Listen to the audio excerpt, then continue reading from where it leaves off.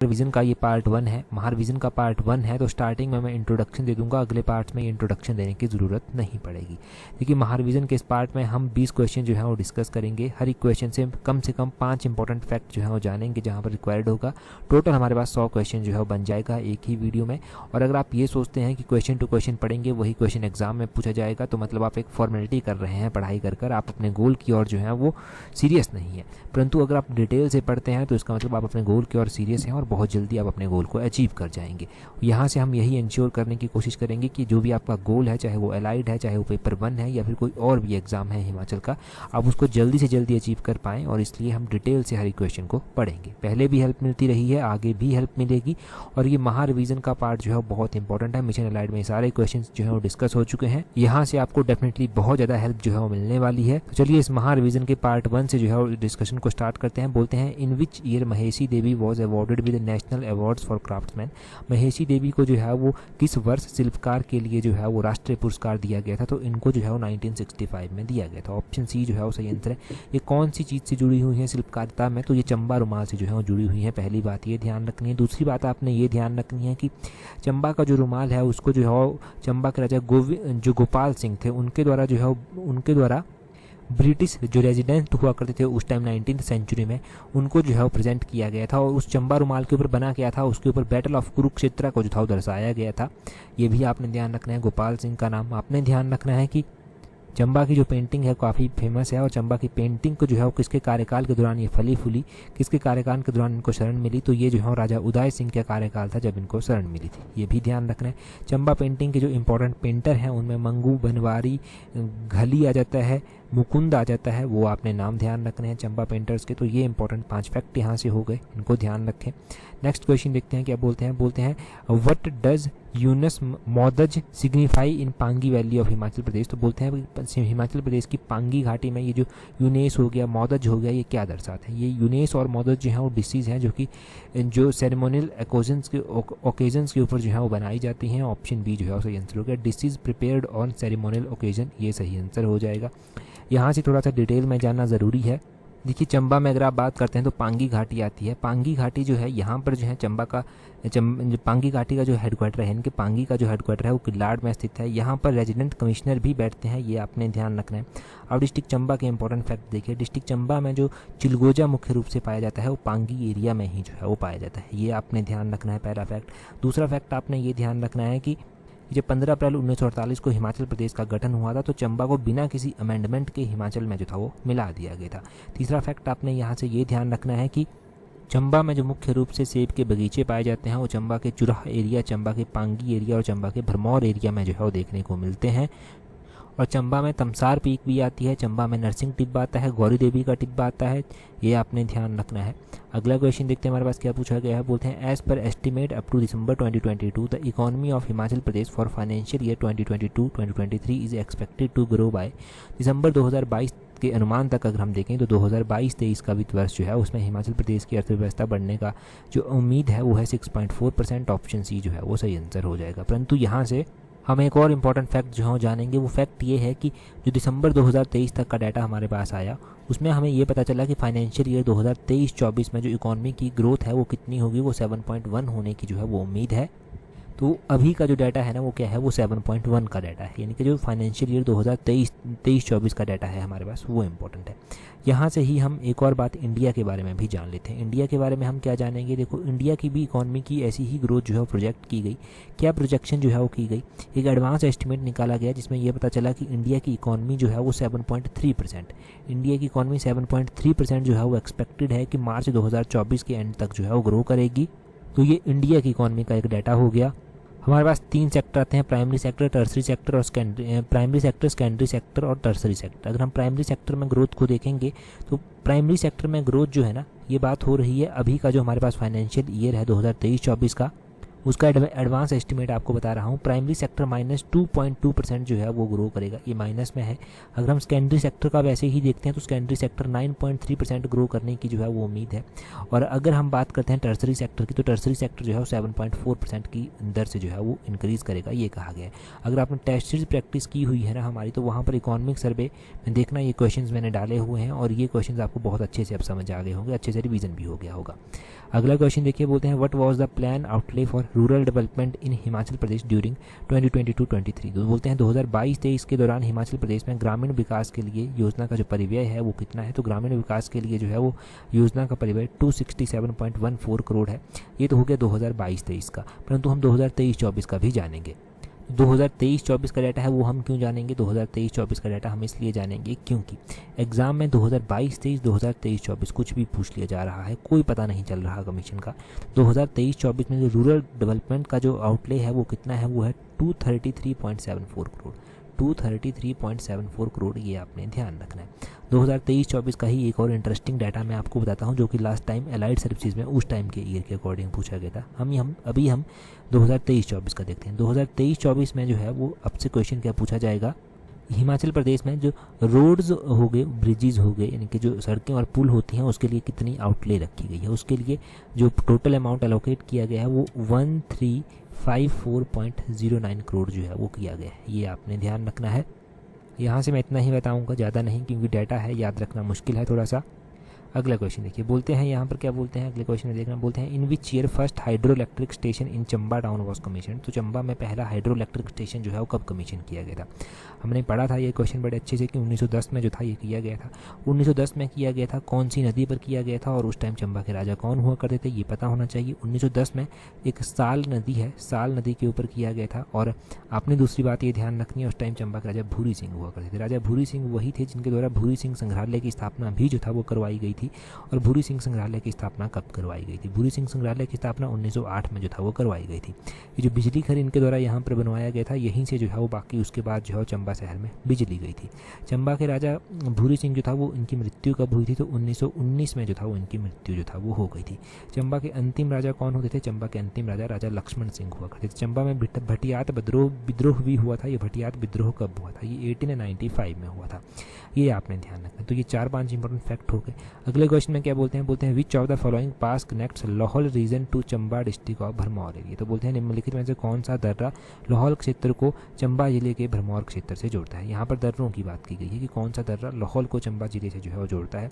अगर हम बात करें कि कौन सा दर्रा है जो लाहौल क्षेत्र को चंबा जिले के भी भरमौर क्षेत्र से जो है वो जोड़ता है, तो इनमें से जो है वो कौन सा दर्रा हो जाएगा, ये कुगती दर्रा ऑप्शन में दिया गया है। ऑप्शन डी जो है वो सही आंसर है। कुगती दर्रा जो है ये इंपॉर्टेंट है यहाँ पर ध्यान रखने के लिए। हम कुछ ऐसे ही दर्रों को जानेंगे जो लाहौल को भरमौर के साथ जो है वो जोड़ते हैं। इसमें एक कुगती दर्रा आ गया, एक कालीचो दर्रा आ जाता है, यहाँ पर मैं लिख देता हूँ, कालीचो पास हो गया। यहाँ पर एक हो गया दुग्गी दर्रा, ये आपने ध्यान रखना है, दुग्गी दर्रा। दुग्गी दर्रा के अलावा एक छोबू दर्रा हो गया, मोस्ट इंपॉर्टेंट पूछा गया है एग्जाम में, छोबू दर्रा हो गया।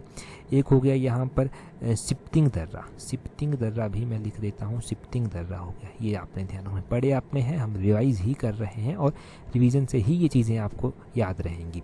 देखिए वारू दर्रा यहाँ पर दिया गया है, एलाइड सर्विसेज में लास्ट ईयर पूछा गया था जब पेपर हुआ था पहले कभी भी। तो वारू दर्रा जो है वो चंबा को जो है वो कांगड़ा क्षेत्र से जो है वो जोड़ता है। यहाँ पर जालसू दर्रा दिया गया है, ये किसको किसके साथ जो है वो जोड़ता है, ये भी चंबा को कांगड़ा क्षेत्र से जोड़ता है।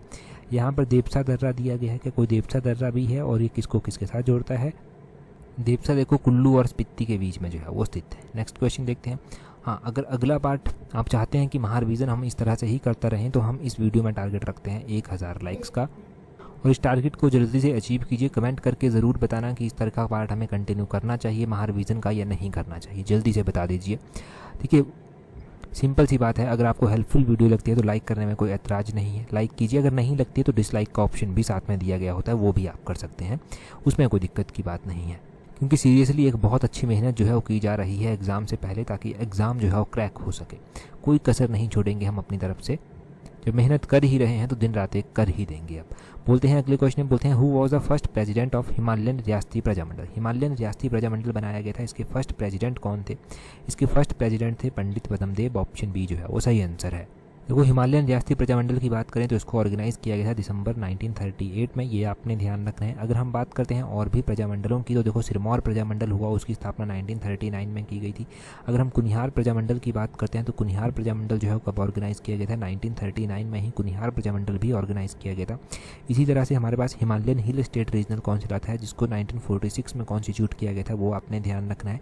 धामी रियासती प्रजामंडल जो है वो आपने ध्यान रखना है, वो भी बहुत ज़्यादा इंपॉर्टेंट है। धामी रियासती प्रजामंडल को जो है वो 1939 में, परंतु एग्जैक्टली जुलाई 13 1939 को जो है वो इसको जो है वो बनाया गया था। कैसे बनाया गया था, ये पहले होती थी प्रेम प्रचारिणी सभा धामी। प्रेम प्रचारिणी सभा धामी जो था वो 1937 में ऑर्गेनाइज़ की गई। बाद में चलकर इस ये जो प्रेम प्रचारिणी सभा धामी थी इसको कन्वर्ट कर दिया गया धामी रियासती प्रजामंडल में, और ये 1939 में किया गया था। 1939 में जुलाई 13 को जो था ये किया गया था। ठीक है जी, ये आपने ध्यान रखना। तो ये 4-5 फैक्ट यहाँ से हो गए। अगला क्वेश्चन देखिए क्या बोलते हैं यहाँ पर which of the following tributaries of Sutlej river form the boundary between Himachal Pradesh and Punjab. तो सतलुज की कौन सी ऐसी ट्राइब्यूटरी है जो पंजाब और हिमाचल के बीच में एक सीमा जो है वो बना देती है। तो सतलुज की ट्राइब्यूटरी है ये सोन, ऑप्शन सी जो है वो सही आंसर है। सोन सतलुज की ट्राइब्यूटरी है, ये आपने ध्यान रखना है। ये हिमाचल और पंजाब के बीच में एक सीमा का काम करती है, सीमा बना देती है। देखिए जी सतलुज की इंपॉर्टेंट जो जानकारी है वो सारी एक वीडियो में कवर हो जाएगी। सतलुज का वैदिक नाम सतुद्री है, इसका ओरिजिन मानसरोवर लेक जो रक्सताल झील के समीप है वहाँ से होता है। इसकी ट्राइब्यूटरी बसपा, स्पीति, नोगली, सोन, अली, तैंती, यूला, वेंगर, तियुंग, दुलिंग, सोलडांग, किशांग, कुरांग ये जो है वो आती है। इसकी डिस्टेंस टोटल जो हिमाचल में ये कवर करती है वो 320 किलोमीटर कवर करती है। हिमाचल प्रदेश में ये शिपकिला के समीप एंटर कर जाती है। डिस्ट्रिक्ट शिमला में चौरा के समीप एंटर करती है। सतलुज नदी जो है वो एंटर करती है मंडी में फिरनू विलेज के समीप। सतलुज नदी बिलासपुर में कसोल के समीप एंटर करती है और बिलासपुर को नीला के समीप जो है ये छोड़ देती है। और उसके बाद आपने ध्यान रखना है कि भाखड़ा बांध जो है सतलुज नदी के ऊपर बना हुआ है। इसकी कंस्ट्रक्शन 1963 में जो था वो हो गई थी। ये आपने सारा सतलुज के बारे में डिटेल से ध्यान रखना है। चलिए जी नेक्स्ट क्वेश्चन देखते हैं हमारे पास क्या पूछा गया है। नेक्स्ट क्वेश्चन में बोलते हैं यहाँ पर which among the following animal is not found in pin valley national park. तो बोलते हैं इनमें से कौन सा ऐसा जानवर है जो पिन वैली नेशनल पार्क में पाया जाता है। विच of the animal found in pin valley national park पूछा गया है। देखो पिन वैली नेशनल पार्क कहाँ पर स्थित है और यहाँ पर कौन सा जानवर पाया जाता है। यहाँ पर देखेंगे हम तो यहाँ पर जो है वो रेड फॉक्स भी पाई जाती है। यहाँ पर पीका एक जानवर है वो भी पाया जाता है। स्नो कॉक भी पाया जाता है। ऑप्शन डी जो है वो सही आंसर है। पहले तो ये ध्यान रखना है कि ये सारे के सारे जानवर जो हैं वो कहाँ पर पाए जाते हैं, पिन वैली नेशनल पार्क में पाए जाते हैं। पिन वैली नेशनल पार्क है कहाँ पर, ये लाहौल स्पीति में जो है वो पड़ता है। लाहौल स्पीति में ही आपने ध्यान रखना है कि नेशनल पार्क तो हमारे पास एक ही स्थित है, परंतु यहाँ पर हिमाचल की सबसे बड़ी वाइल्ड लाइफ सेंचुरी जिसको किब्बर वाइल्ड लाइफ सेंचुरी के नाम से जाना जाता है वो भी जो है वो स्थित है। ये किब्बर वाइल्ड लाइफ सेंचुरी कब कॉन्स्टिट्यूट की थी, कब बनाई गई थी, एस्टेब्लाइज हुई थी 1992 में एस्टेब्लाइज हुई थी। ये भी आपने ध्यान रखना है। आपने ध्यान रखना है हिमाचल की सबसे छोटी वाइल्ड लाइफ सेंचुरी है सिल्ली वाइल्ड लाइफ सेंचुरी, और सिल्ली वाइल्ड लाइफ सेंचुरी भी जो है वो इंपॉर्टेंट है। अब सिल्ली वाइल्ड लाइफ सेंचुरी की स्थापना कब की गई थी, ये भी तो क्वेश्चन पूछने वाला पूछ सकता है। जब बड़ी का पूछती है तो छोटी का क्यों ना पूछेगा। आपने ध्यान रखना है कि सिल्ली वाइल्ड लाइफ सेंचुरी जो है वो 1963 में जो था वो एस्टेब्लाइज हुई थी। ये आपने ध्यान रखना है। हिमाचल प्रदेश में नेशनल पार्क्स की एक बार बात कर लेते हैं। नेशनल पार्क्स की दृष्टि से अगर आप देखेंगे तो ग्रेटर हिमालयन नेशनल पार्क आता है जिसको यूनेस्को की लिस्ट में जो था 2014 में शामिल किया गया था। इंद्रकिला नेशनल पार्क आता है, खीरगंगा नेशनल पार्क आता है, सिंबलबरा नेशनल पार्क आता है। इंद्रकिला नेशनल पार्क कुल्लू में आता है, खीरगंगा भी कुल्लू में आता है, सिंबलबरा सिरमौर में आता है।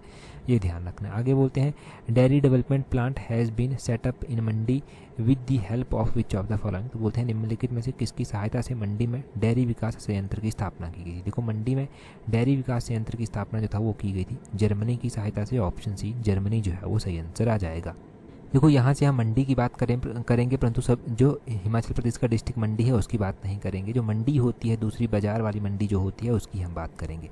मंडी की अगर हम बात करें तो गवर्नमेंट ऑफ इंडिया ने जो है वो डिजिटल पेमेंट सिस्टम जो है उसको प्रमोट करने के लिए जो है वो अलग अलग इनिशिएटिव लिए हैं। तो वहाँ पर हमें देखने को मिलता है कि नाबार्ड के द्वारा जो है वो एक प्रोग्राम हिमाचल में भी इम्प्लीमेंट किया गया है ताकि जो मंडियाँ हैं मंडियों में जो है वो डिजिटल पेमेंट को जो है बढ़ावा दिया जा सके। तो इनिशियल बेसिस पर ये 2 मंडियाँ ऐसी हैं जहाँ पर ये स्टार्ट किया गया है। ये क्वेश्चन एग्जाम में पूछा गया था इसलिए मैं अभी आपको रिवाइज करवा रहा हूँ। ये 2 मंडियाँ कौन कौन सी हैं, एक ढली मंडी है। ढली मंडी जो है वो कहाँ पर पड़ती है, ढली मंडी शिमला में पड़ती है। ये आपने ध्यान रखना है। एक ढली मंडी है, एक APMC मंडी है। ये APMC जो है वो सोलन में पड़ती है। यहाँ पर जो है ये डिजिटल भुगतान के लिए जो है नाबार्ड की सहायता से जो है वो इम्प्लीमेंट किया गया ये प्रोग्राम डिजिटल पेमेंट को प्रमोट करने के लिए। अब यहाँ पर भी इसके आगे आप ध्यान रखें कि QR कोड जो है प्रोवाइड करवाए गए हैं ताकि इजीली पेमेंट हो सके। तो QR पेमेंट कोड किसके द्वारा प्रोवाइड करवाए गए हैं? एक तो ये प्रोवाइड करवाए गए हैं Himachal Pradesh state cooperative bank के द्वारा और दूसरे प्रोवाइड करवाए गए हैं पंजाब नेशनल बैंक के द्वारा। ये जो स्टेट कोऑपरेटिव बैंक है ना, इसके द्वारा प्रोवाइड करवाए गए हैं जो ढली मंडी शिमला की है वहाँ पर, और पंजाब नेशनल बैंक के द्वारा जो APMC है सोलन की वहाँ पर जो है प्रोवाइड करवाए गए। तो ये मंडी से हमने ये मंडी जोड़ी और ये क्वेश्चन भी सॉल्व हो गया। अगला क्वेश्चन देखें। अगले क्वेश्चन में देखिए बोलते हैं on 15 April 1948 which of the following princely state were merged into Himachal Pradesh without alteration of their boundaries. तो बोलते हैं 15 अप्रैल 1948 को निम्नलिखित में से किस रियासत को उसकी सीमाओं में परिवर्तन किए बिना हिमाचल प्रदेश में मिला दिया गया था। देखो 15 अप्रैल 1948 को हिमाचल प्रदेश में जो है वो सिरमौर और चंबा ऐसे थे। ऑप्शन डी सही आंसर हो जाएगा। मैं अभी बता भी रहा था चंबा को आपको, देखो यहाँ पर क्वेश्चन डिस्कस हो गया। सिरमौर और चंबा ऐसे थे जिनको बिना किसी अल्टरेशन के उनकी सीमाओं में कोई भी परिवर्तन नहीं किया गया और 15 अप्रैल 1948 को वैसे ही हिमाचल में मिला दिया गया।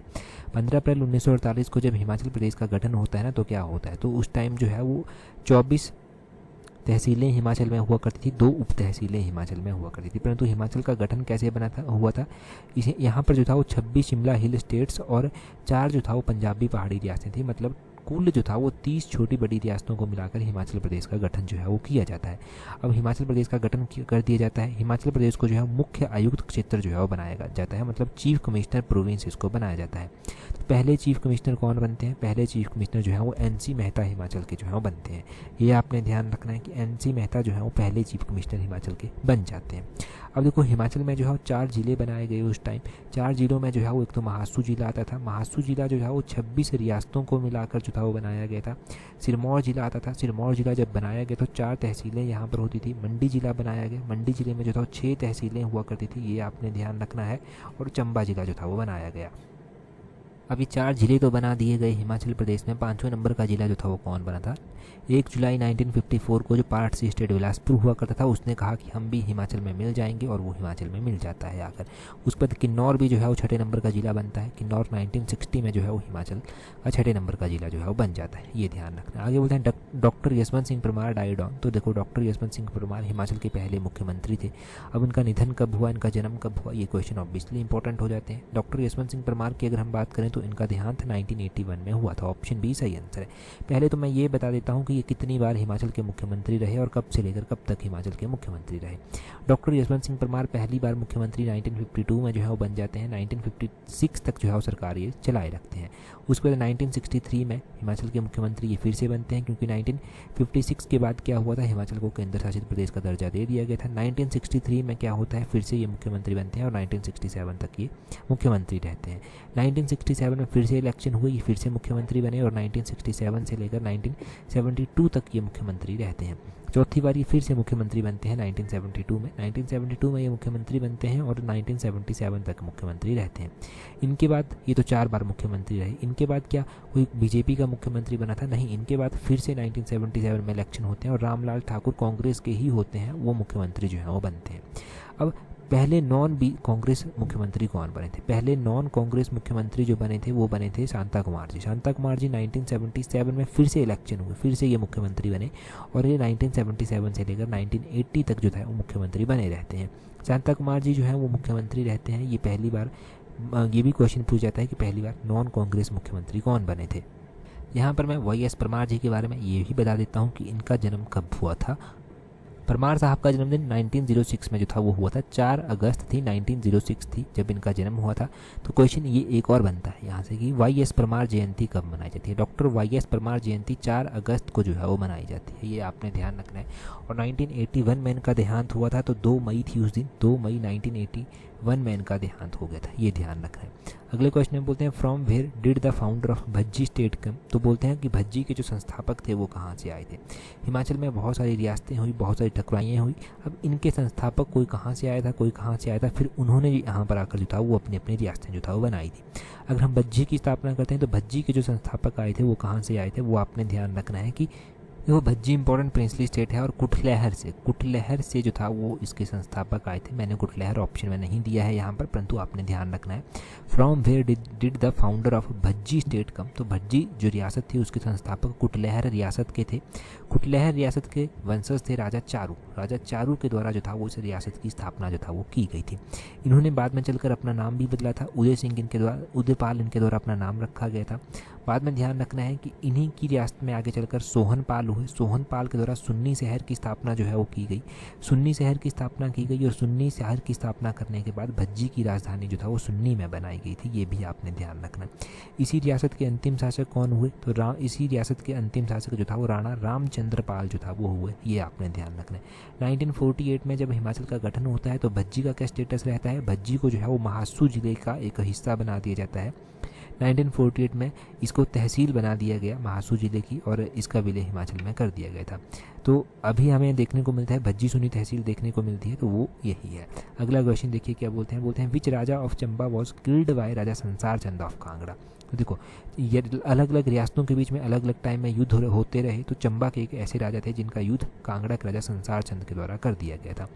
लड़ाई में युद्ध हुआ था। कौन से राजा थे चंबा के, ये आपने ध्यान रखना है। इनका नाम चंबा के राजा राज सिंह ये हुआ करते थे। राज सिंह ऑप्शन ए जो है वो सही आंसर है। यहाँ से हम क्या जानते हैं, चंबा के राजा राज सिंह के बारे में जान लेते हैं कि क्या युद्ध हुआ क्या नहीं हुआ। देखो चंबा के राजा राज सिंह का युद्ध होता है और ये युद्ध जो है वो शाहपुर के पास होता है 1794 के आसपास। 1794 के आसपास ये युद्ध होता है और इस युद्ध के दौरान इनकी मृत्यु भी जो है वो हो जाती है। अगर हम बात करें कि युद्ध क्यों हुआ था, तो कांगड़ा के राजा संसार चंद के साथ ये युद्ध रिहलू का जो इलाका होता था ना, रिहलू का एरिया, उस एरिया को लेकर जो था ये हुआ था। ये रिहलू का एरिया इनिशियली से ही स्टार्टिंग से ही डिस्प्यूटेड रहता था इन दोनों रियासतों के बीच में, ये भी पता होना चाहिए। चंबा के राजा राज सिंह जो है वो मारे तो गए, परंतु इनके कार्यकाल के दौरान कुछ इंपॉर्टेंट पेंटर भी हुआ करते थे, कुछ इंपॉर्टेंट कलाकार दरबारी इनके कार्यकाल के दौरान हुआ करते थे। दरबारी कहूँगा मैं, पेंटर नहीं है ये, दरबारी कलाकार कहेंगे। देखो इनके कार्यकाल के दौरान जो दरबारी कलाकार हुआ करते थे, निपुण कलाकार जैसे कि निक्का हो गया, रांझा हो गया, छज्जू हो गया, हरकू हो गया, ये राज सिंह के दरबार में जो है वो काफ़ी इंपॉर्टेंट पेंटर या फिर आप कह लीजिए दरबारी कलाकार जो था वो हुआ करते थे।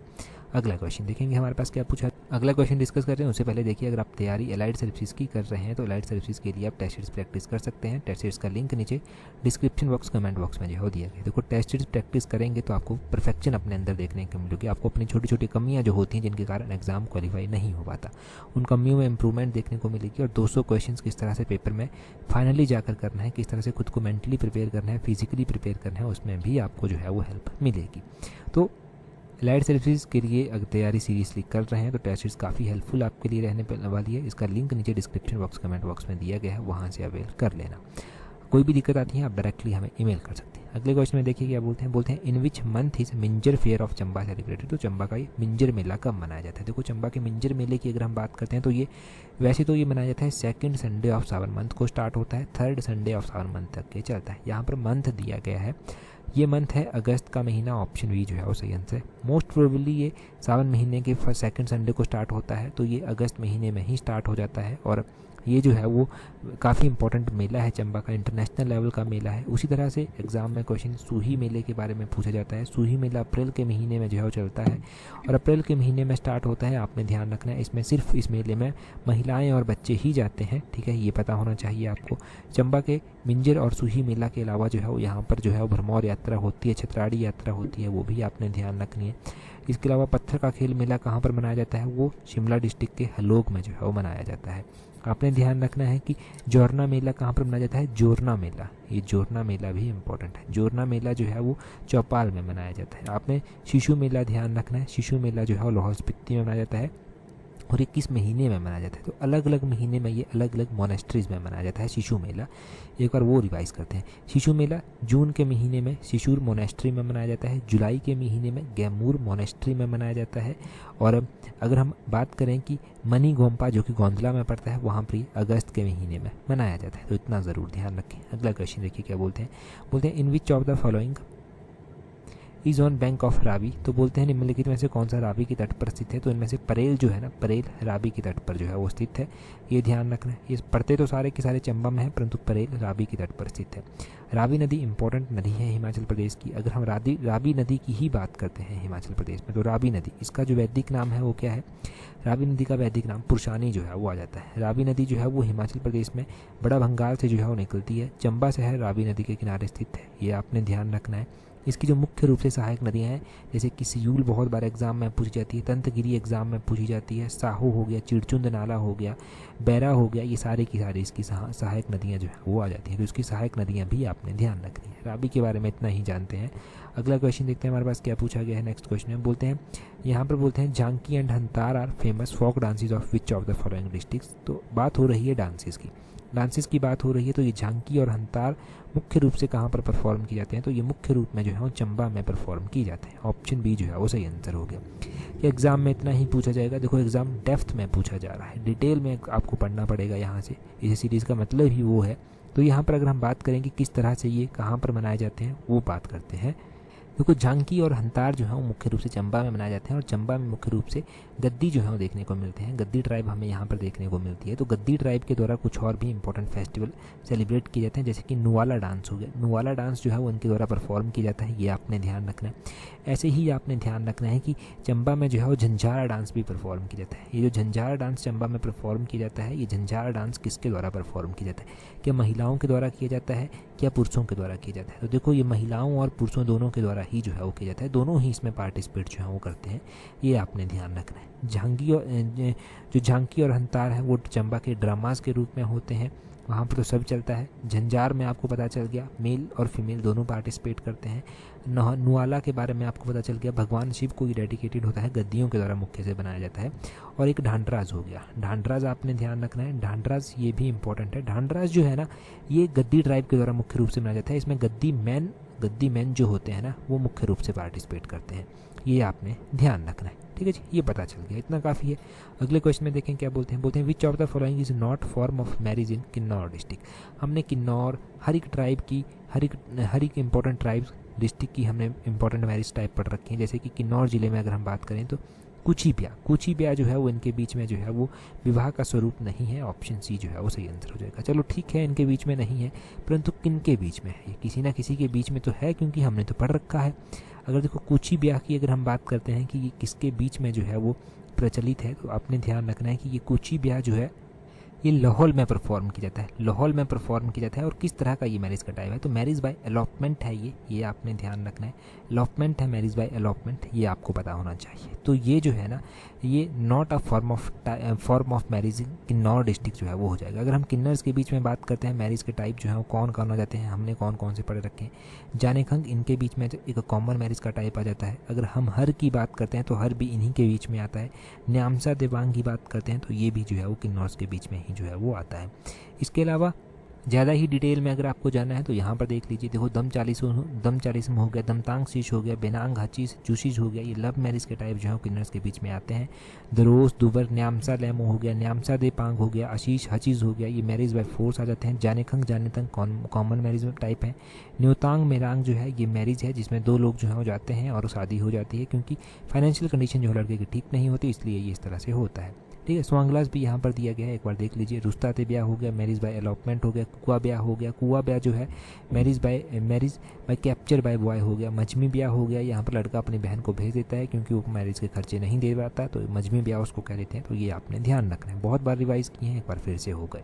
अगले क्वेश्चन में बोलते हैं 1945 Suket movement took place under the leadership of. तो सुकेत मूवमेंट 1945 में जो हुई थी वो किसकी अध्यक्षता में हुई थी? देखो 1945 में मई का महीना था जब ये हुई थी, तो रतन सिंह की अध्यक्षता में हुई थी। ऑप्शन ए सही आंसर है। पूरी बात जानते हैं।